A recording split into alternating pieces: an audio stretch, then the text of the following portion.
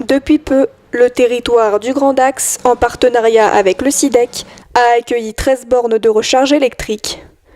Afin de les mettre en lumière, l'une de ces bornes, située sur le parking de la tannerie à Dax, a été officiellement inaugurée le 21 septembre. 13 bornes déployées sur l'agglomération du Grand Dax, disséminées un peu partout au niveau du Grand Dax pour emmaillage, avec, comme ici par exemple, une place qui est sur un tracé qui est couramment emprunté et qui permet après à tout un chacun de pouvoir venir recharger la borne quand il en a besoin. Les bornes, pour moi, c'est les premiers prémices. Mais après, il y en aura partout. On peut recharger chez soi. Ou alors, avec la borne comme j'ai derrière moi, vous avez un abonnement, vous avez votre smartphone, vous pouvez recharger votre véhicule. Le SIDEC a saisi l'opportunité de prendre ce créneau, et j'en ai pour beaucoup de fierté, parce qu'il y a beaucoup de choses à faire. Et on est prêt à le faire, on y mettra les moyens qu'il faut, avec les aides, que ce soit de l'ADEME, de la région, toutes les parties prenantes, du conseil départemental et de l'EPCI concernés. Pour l'occasion, de nombreux concessionnaires étaient présents, ainsi que les voitures rallye électriques de l'événement Nouvelle-Aquitaine Electric Tour, venu se recharger à Dax pour l'occasion. La genèse remonte quand même à 2012. À l'époque, on était sur un Tour Poitou-Charentes, qui est le premier événement qu'on a créé. On a fait 4 éditions du Tour Poitou-Charentes. Ensuite, il y a eu la fusion des régions, Poitou-Charentes, Limousin et puis Aquitaine. Et cette année, on a eu envie de traverser la région complètement. Bon, on est parti du sud en l'occurrence, avec même une incursion en Espagne, parce qu'on est parti ce matin de Saint-Sébastien. On a fait 165 km depuis ce matin.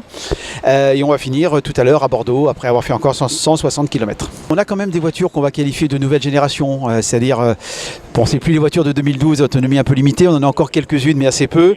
On a des voitures aujourd'hui qui ont des autonomies un petit peu meilleures, en gros entre 200 et 300 km. On a souvent des gens qui vous disent oui, c'est bon pour aller chercher le pain, mais à part ça, qu'est-ce qu'on fait avec? Non, on peut aller largement au-delà, la preuve. Alors, et en sachant que si on fait 320 km aujourd'hui, il n'y a pas beaucoup de personnes qui, avec leur véhicule, font plus de 300 km par jour.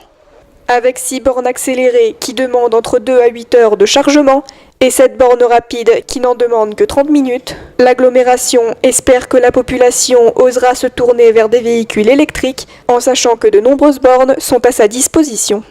Si on n'a pas de bornes, il n'y aura pas les voitures. Donc on s'est dit, en mettant des bornes, on va avoir les voitures. Le problème, c'est surtout le coût d'achat au niveau des batteries.